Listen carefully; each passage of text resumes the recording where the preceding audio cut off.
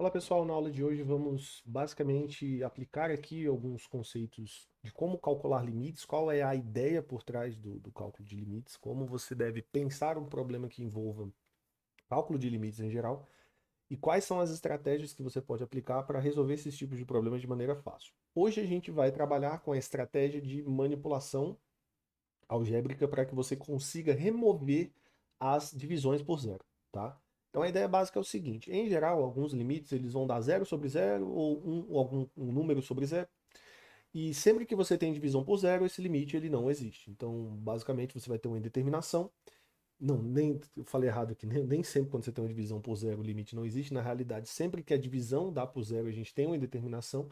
E aí, em exercícios didáticos de limites, você precisa fatorar, é, é, em geral, os polinômios e as equações que aparecem no problema, para que você consiga eliminar o fator que está gerando a divisão por zero. Então, a gente vai tentar aplicar essa estratégia na resolução aqui desses dois exemplos de hoje. Isso aqui é simplesmente um exercício, né, que a gente vai aplicar aqui para determinar aqui esses limites aqui na aula de hoje.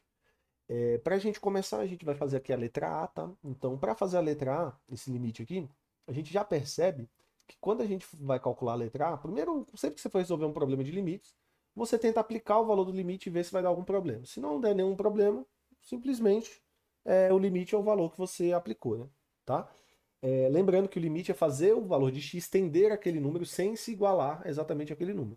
Só que para a gente determinar esse valor limite, basta a gente tentar substituir o valor na expressão matemática. Se a gente substituir o valor e dá um problema, significa que a gente tem que fazer algum tipo de manipulação algébrica para conseguir simplificar e calcular esse limite.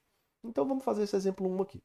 Limite de x tendendo a zero, de raiz de x mais 3 menos raiz de 3 dividido por x. Perceba que quando eu colocar zero no lugar do x no numerador, vai ficar raiz de 3 menos raiz de 3. E quando eu colocar zero no denominador, vai ficar zero. Raiz de 3 menos raiz de 3 dá zero. Então aqui a gente tem uma indeterminação do tipo zero dividido por zero. Zero dividido por zero. Tá? Geralmente, quando a gente tem esse tipo de indeterminação aqui, a gente consegue fatorar o zero, o termo que está dando zero em cima e embaixo, e a gente, em geral, consegue obter uma expressão que dê um valor constante caso esse limite exista, porque a gente sabe que zero dividido por zero é uma indeterminação, pode ser qualquer coisa. E aí, nesse caso aqui, a gente vai ver que, aplicando algumas técnicas de limite, a gente consegue provar que o valor desse limite aqui é um valor fixo. Essa fração ela vai tender a um valor específico que a gente vai descobrir quando a gente tem de x a zero. Já o exemplo B aqui da aula do exemplo de hoje vai ser um exemplo onde a gente tem y ao cubo. Não é limite de y tendendo a zero, não, gente. Desculpa, aqui é limite de y tendendo a 1. Tá, pessoal? É y ao cubo menos 7y mais 6 dividido por y ao quadrado menos 1. Se a gente estender esse y a 1, a gente vai perceber que no numerador vai dar 1 menos 7 mais 1. Vai dar zero. Tá? E no denominador vai dar zero também. Aqui a gente tem outro limite do tipo zero sobre zero. Então, sempre que você tiver indeterminação de zero sobre zero, significa que você vai poder manipular essa expressão. Existe a possibilidade, tá? Nem sempre vai ser assim, tá? Mas assim, na maioria dos problemas e exercícios de limite no cálculo, em geral, dos livros didáticos que a gente tem acesso, esses limites são facilmente calculados quando você simplesmente sabe que você precisa fatorar o termo que está produzindo esse, esse, essa indeterminação. Ou seja, basicamente a gente vai tentar botar em evidência o elemento que está produzindo a determinação para resolver esses problemas. Então a gente vai começar pela letra A. Tá? Então eu vou copiar a letra B aqui para o outro lado aqui da nossa. Vou tirar ela aqui da reta, né? A letra B, vou puxar a letra A aqui para o lado. Tá? E a gente vai começar com a letra A. Deixa eu só colocar aqui. A gente vai fazê-la aqui rapidamente. Opa, só um segundo. Selecionei, vamos puxar ela mais para cá. Então, beleza. Tá? Então vamos começar aqui com a letra A. Na letra A, a gente percebe já a primeira coisa que a gente tem uma raiz quadrada. Opa, uma raiz quadrada no numerador. E essas raízes quadradas no numerador, o problema maior, o principal aqui pra gente, é que essas raízes quadradas do numerador, elas estão produzindo pra gente um zero, né? Aqui no numerador. E essas raízes quadradas, se a gente tentar colocar o x em evidência nesses elementos, a gente vai ter o x aparecendo no denominador também na parte superior da fração, isso não vai ajudar a gente em nada. Então a dica é o seguinte, sempre que envolver uma raiz onde a subtração das raízes dá zero, você usa aquela técnica que a gente tem, a técnica que vocês aprendem lá no ensino fundamental, de fazer a famosa radiciação, né? De você eliminar a raiz de um termo dessa nossa fração. Ou seja, se a gente eliminar essa raiz, ou seja, se a gente conseguir escrever alguma expressão onde a raiz quadrada ela seja eliminada para a gente tentar simplificar, pode ser que isso ajude a gente. Nem sempre vai funcionar, tá, gente? Mas em geral, nesses tipos de problema, funciona. Você tenta fazer a raiz desaparecer do numerador e reaparecer no denominador. Só que como eu vou trocar o sinal, porque você vai perceber que no ato de você fazer a, a radiciação aqui desse nosso numerador, no denominador vai aparecer a mesma expressão, só que com o sinal trocado. E a gente sabe que só dá zero com um sinal de menos. Se o sinal for mais, não vai dar zero mais. Então a gente vai conseguir meio que eliminar esse zero de maneira indireta. A gente vai ver aqui nesse exemplo que vai ser bem facinho quando a gente aplicar a regrinha aqui da radiciação. Então eu vou multiplicar em cima e embaixo por 1, tá? Vou multiplicar por 1, na realidade, a fração inteira. E esse 1, ele vai ser a expressão de cima, só que com o sinal trocado, tá? Então raiz de x mais 3, mais raiz de 3. Perceba que eu só troquei o sinal, tá? E eu vou repetir esse elemento também no denominador, tá? Ou seja, eu estou multiplicando a fração por 1. Multiplicar a fração por 1 não muda a fração. Multiplicar pelo mesmo valor em cima e embaixo, a fração continua a mesma coisa.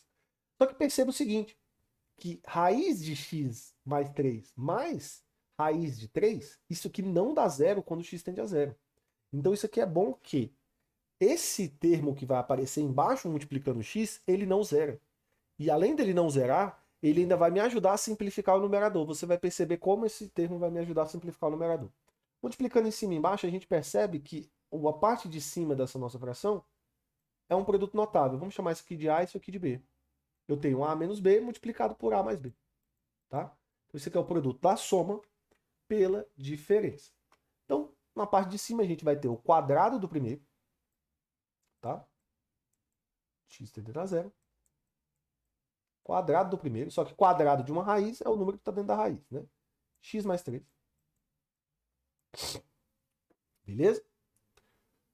Menos o quadrado do segundo. X mais 3 menos o quadrado do segundo. 3.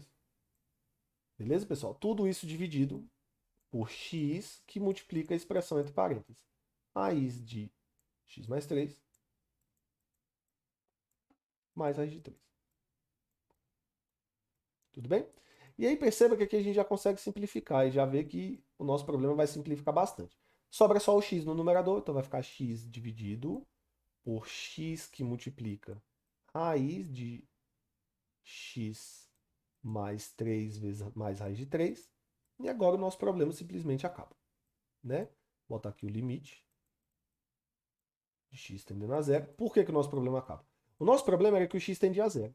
Só que agora, quando eu multiplico em cima e embaixo por esse fator, eu consigo eliminar o x simplificando o fator que me dava problema, que era o x sozinho.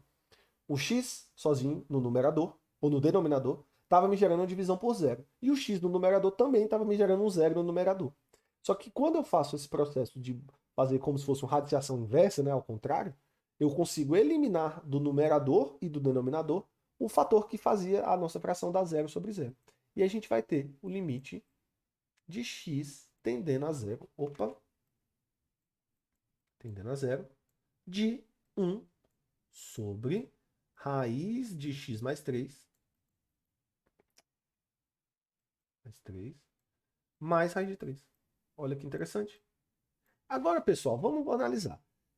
Essa nossa fatoração aqui nos gerou esse novo limite aqui. Limite de x tendendo a zero, de 1 sobre raiz de x mais 3, mais raiz de 3.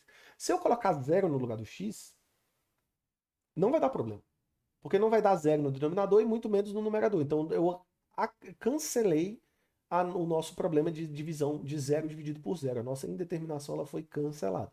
Então aqui a gente tem agora, a gente pode aplicar o limite. Então aplicando-se o limite aqui nessa expressão, a gente vai ter que este limite vai ser igual a 1 sobre 0 mais 3, vai dar raiz de 3, mais raiz de 3 que vai dar 1 sobre 2, raiz de 3. Tá, pessoal? Isso aqui é o valor do nosso limite. Tá? E aí, se você quiser escrever essa função aqui, tá? Se você escrever essa função aqui num programa de análise gráfica, você vai ver que quando o x se aproxima do zero, essa função raiz de x mais 3 menos raiz de 3 sobre x, ela vai tender exatamente a 1 sobre 2 raiz de 3 quando o x está próximo de zero. Pode fazer esse teste aí. Você pode usar aquele programa que eu uso sempre lá, o Desmos, calculadora gráfica. Ele é de navegador, ele é bem simples de ser trabalhado. Você vai conseguir aí visualizar que realmente é isso que acontece. Beleza, pessoal? Então, essa aqui é a letra A. Bem simples mesmo. Na letra B, a ideia é muito semelhante. Tá? Para resolver a letra B, a gente percebe que, se você aplicar o limite, ou seja, substituir o valor 1 no y da expressão, a gente vai ter que vai dar uma indeterminação do tipo 0 por 0. Então isso é um sinal de que a gente tem que tentar fatorar o termo que está gerando problema. E quem é o termo que está gerando problema? Quando o x tende a 1, ou quando o y na realidade tende a 1, o fator que está gerando problema no numerador e no denominador pode ser um fator do tipo y menos 1 e y menos 1. Tá? Então, ou seja, a gente pode tentar fatorar esse monômio aqui, né? Esse pequeno termo aqui, né? Dos dois polinômios, tanto do numerador quanto do denominador, para que a gente fique com uma fração aqui, ó, onde aqui a gente vai ter um polinômio de segundo grau, né? Porque, obviamente, um polinômio de primeiro grau vezes um polinômio de segundo dá um polinômio de terceiro. E embaixo a gente, obviamente, se eu fatorar o y menos 1, vai dar y mais 1 aqui, né? Porque a gente sabe aqui pela propriedade, lá pelo produto notável, da soma pela diferença. Então, o que a gente vai tentar fazer? A gente vai tentar pegar esse polinômio aqui, y ao cubo menos 7y mais 6, e a gente vai tentar fatorar para que apareça um polinômio de segundo grau no numerador, e esse polinômio de segundo grau no numerador não vai ter mais, a gente espera, vamos tentar torcer aqui, né, para que esse polinômio novo do numerador ele não tenha problemas com o y tendendo a 1. Caso ele tenha problemas com o y tendendo a 1 no numerador, ainda assim o limite existe. Se for 0, por exemplo, no numerador, não tem problema nenhum, o limite vai ser 0. Porque a gente eliminou o zero do denominador. Lembrando-se que o maior problema aqui na hora de você calcular limite é o zero no denominador. Então, eliminando-se o zero do denominador, claramente a gente pode ter um limite mais fácil de ser manipulado depois dessa fatoração. Então, para isso, a gente vai usar Breuer-Ruffini aqui, que é basicamente um processinho de dividir um polinômio pelo outro. E, inicialmente, a gente vai tentar dividir o polinômio y ao cubo menos 7y mais 6 pelo polinômio y menos 1. Tá? A gente vai tentar fazer essa divisão. Para quem nunca viu divisão de polinômio, eu vou explicar passo a passo, bem devagarzinho aqui para você entender. Primeiro passo. Quando você vai fazer uma divisão, por exemplo, vamos botar aqui 47 dividido por, sei lá, dividido por 3. Né? 47 dividido por 3. Como é que você faz para executar essa divisão? Basicamente o algoritmo que a maioria das crianças aprende na escola é o seguinte. Primeiro você coloca um número aqui, né? Você analisa o primeiro termo. Se esse primeiro dígito for maior que o número que a gente está dividindo, ou pelo menos a gente analisa o número de dígitos igual ao número que a gente está tentando dividir. Se ele for maior, a gente tenta ver qual é o múltiplo do divisor aqui que a gente está fazendo, que mais se aproxima do primeiro dígito, mas sem ultrapassar. Então, nesse caso, vai ser 1. Né? Aí você vai pegar esse número, multiplicar aqui, tá? E você vai jogar ele lá embaixo com um sinal negativo, menos 3. Você vai executar a subtração, beleza? Do número aqui por esse. 4 dividido por... 4 menos 3, sobra 1. Né? E aí sobrou o 7, o que você vai fazer? Você vai descer o 7. Tá? E aí descendo o 7, vai ficar como? 17. Agora a gente vai ver qual é o número múltiplo de 3 que mais se aproxima do 17. É o 5, né? Porque 5 vezes 3 dá 15. Aí você faz a mesma coisa, 5 vezes 3, 15, bota ele lá, bota ele aqui, subtraindo. E aí a gente vê que sobra um resto, né? Resto 2. Ou seja, como o resto é 2, não dá mais para dividir, a gente não continua mais, porque agora esse número é menor do que o menor múltiplo de 3. Então não divide, então a gente tem que 47 dividido por 3 vai ser 15 com o resto 2. Ou seja, basicamente você está fazendo isso aqui. Você vai ter que 3 vezes 15 mais o resto 2 é igual a 17. Ou 47. Então, ou seja, você tem que 47 não divide 3. Tá? Porque não é um múltiplo de 3, né? Porque a soma dos dígitos não dá um múltiplo de 3, então a gente espera que tenha resto. Né? E aí perceba que de vez em quando vai ter resto. Quando o resto é zero, significa que divide. Então a gente quer testar para ver se essa divisão aqui, a gente vai aplicar a mesma técnica, tá? A gente quer testar para ver se essa divisão aqui ela vai dar resto zero. Tá? Se der resto zero é porque um polinômio fatora o outro. E aí a gente consegue fatorar um polinômio do outro simplesmente multiplicando o número que vai aparecer aqui embaixo pelo divisor, que está aqui em cima. Então vamos lá. Então a gente primeiro precisa cancelar esse termo aqui. Para a gente cancelar esse termo, que é o y ao cubo, o que a gente vai fazer? A gente vai colocar aqui y ao quadrado. Por quê, gente? Porque y ao quadrado vezes y vai dar y ao cubo. E esse y ao quadrado aqui, ele vai vir para cá negativo, que nem a gente fazia no algoritmo de divisão. Só que o y ao quadrado, ele não vai multiplicar só o y, ele vai multiplicar o y menos 1. Então a gente vai fazer exatamente isso. Vai fazer exatamente isso. A gente vai pegar os dois primeiros elementos do nosso polinômio, tá? E a gente vai tentar escrever, escolher um múltiplo do y aqui de maneira que a gente cancele o primeiro termo. A gente vai botar o y ao quadrado, então vai ficar y ao quadrado vezes y vai ser menos, vou botar de vermelho aqui, menos y ao cubo. Beleza? Y ao quadrado vezes menos 1 vai dar menos y ao quadrado. Então ele vai aparecer aqui como mais y ao quadrado. Tá? E aí a gente vai subtrair. Quando a gente subtrair, a gente vai ter o seguinte. Vamos subtrair do polinômio inteiro, né? E a gente vai ter um novo polinômio aqui embaixo. Só que esse polinômio novo que vai aparecer aqui embaixo, ele é um polinômio de ordem de segundo grau, na realidade. Então vai simplificar um pouquinho a nossa fatoração. Então a gente já vai subtrair aqui, vai dar um polinômio de segundo grau. Então subtraindo esse polinômio aqui do outro, vai dar o seguinte. Esse y corta com esse. Tá? E agora a gente vai ter o seguinte. Ó. A gente vai ter y ao quadrado menos 7y mais 6. Beleza? Agora a gente continua.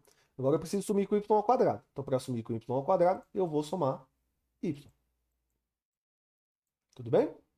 Somando y aqui, y vezes y dá y ao quadrado, então ele vai vir para cá com o sinal de menos.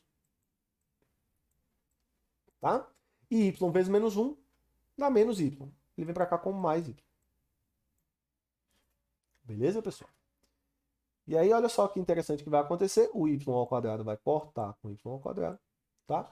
E aí a gente vai ter agora menos 7y mais 6 vai ficar menos 6y mais 6, que é o polinômio que sobra aqui. Menos 6y mais 6. Agora, que número eu tenho que multiplicar no y para cancelar o menos 6y aqui? Perceba que ele tem que vir para cá com o sinal trocado. Então aqui eu vou ter que colocar menos 6. Por que menos 6, Felipe? Porque menos 6 vezes y dá menos 6y. Só que quando ele for para cá, ele vai vir como mais 6y. Beleza? Menos 6 vezes menos 1 dá mais 6. Mais vai vir para cá com o sinal de menos. Aí olha só o que a gente tem. A gente vai cancelar esse com esse com esse. E o resto dá zero. Então significa que esse polinômio y ao cubo menos 7y mais 6 é obtido através do produto desse polinômio com esse polinômio. Então, ou seja, de fato, o y menos 1 é um fator desse polinômio aqui, y ao cubo menos 7y mais 6. Então agora a gente volta para o nosso problema. Então já que a gente dividiu um polinômio pelo outro, o que a gente vai fazer? A gente vai reescrever as frações agora com os polinômios fatorados. Então vai ficar y menos 1, que multiplica y ao quadrado mais y menos 6. Beleza, pessoal? Tudo isso dividido por y menos 1, que multiplica y mais 1.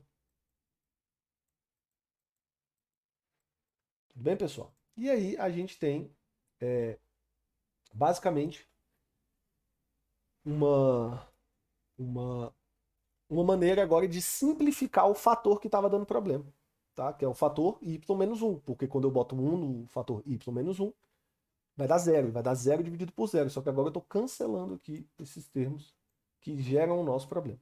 E agora, o nosso limite, ele fica o seguinte. Deixa eu até colocar o limite aqui, tá? Para ficar bonitinho. Limite de quando o y tende a 1. Beleza, pessoal? E aí vai ficar assim, ó. Agora a gente vai ter esse limite aqui. Agora a nossa equação fatorou e a gente vai ter limite de quando y tende a 1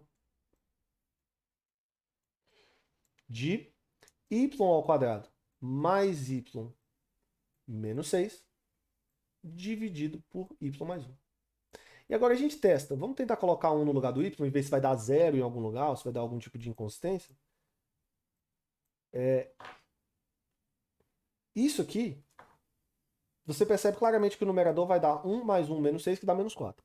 E o denominador vai dar 1 mais 1, que dá 2. Então não tem problema nenhum. Então aqui a gente já pode substituir. Então a gente vai ter que a resposta desse limite aqui, a gente simplesmente substitui 1, porque agora eu não tenho nenhum tipo de problema. Então, quando o y tende a 1, esta fração ela não tem nenhum problema em entender, devido ao fato de que os polinômios são contínuos, e essas funções são contínuas, e você pode simplesmente substituir o valor de y nessas funções para determinar. E aí a gente vai ter que isso vai dar 1 mais 1 menos 6, que dá menos 4, dividido por 2, que é igual a menos 2. Então, este limite, tá, desta fração, dos dois polinômios, quando o y tende a 1, a fração, essas duas frações, esse zero dividido por zero, essa indeterminação tende a 2. Tá, pessoal? Então isso é uma maneira de você calcular limites, alguns tipos de limites. Esse aqui é um limite bem simples. E aí, basicamente, todo exemplo que envolver zero dividido por zero, você pode tentar aplicar isso aqui para resolver a indeterminação. Nem sempre vai funcionar. Por isso que existem outras técnicas para cálculo de limites. Qualquer dúvida, qualquer sugestão ou qualquer colocação, caso você queira recomendar também algum problema a ser resolvido, envia para a gente lá no nosso canal do Discord, que sempre que possível a gente está observando lá, beleza? Valeu, pessoal, então é isso aí e até a próxima.